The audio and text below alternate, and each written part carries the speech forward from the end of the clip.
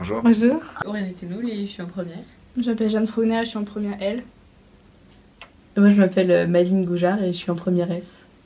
Moi je m'appelle Manon et je suis en seconde C au lycée Jean Guéhenno. Moi je m'appelle Nolwenn et je suis en seconde C au lycée Jean Guéhenno.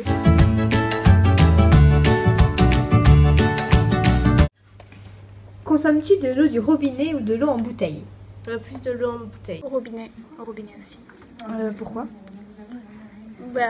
Parce que c'est toujours comme ça. Enfin, j'ai toujours été...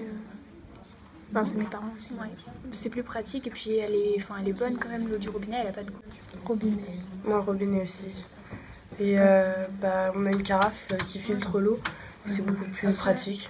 Avez-vous une amie que d'acheter plein de bouteilles? C'est des économies d'argent aussi. Ouais.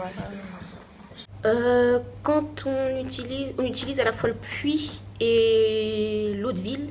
Donc quand on est branché sur l'eau de ville, on utilise de l'eau du robinet. Et quand on est branché sur le puits, pour avoir une eau plus saine, on utilise plutôt de l'eau en bouteille. En ce moment, c'est plutôt l'eau en bouteille.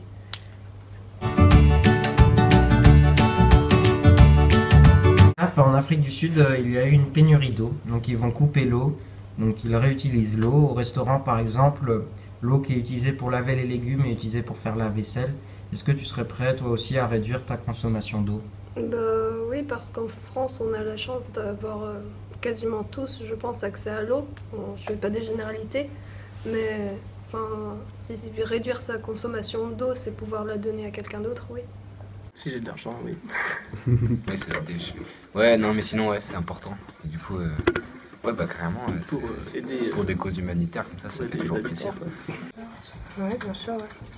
Après, ça peut venir de nous, mais aussi, par exemple, les toilettes, une chasse d'eau, ça consomme de l'eau potable et ce serait bien de l'eau non potable puisqu'on ne la boit pas et c'est inutile.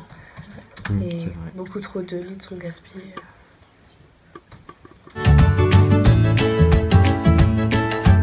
Et chez vous, est-ce qu'il y a des actions mises en place pour préserver l'eau? Ouais. Par exemple, on récupère l'eau de la pluie pour arroser le jardin. Non. Avec l'eau de pluie, non, mais par exemple, le temps que l'eau chauffe avant la douche, on récupère cette eau-là, on la met dans un seau et elle nous sert de chasse d'eau pour plus tard, l'eau froide. Mais par exemple, des petits trucs genre sous la douche, on prend pas de bain, quoi, par exemple, pour économiser l'eau. On essaie de pas rester trop longtemps sous la douche. On attend que l'eau soit chaude quand on fait notre douche, et on attend parce que ça coule tout seul et tout.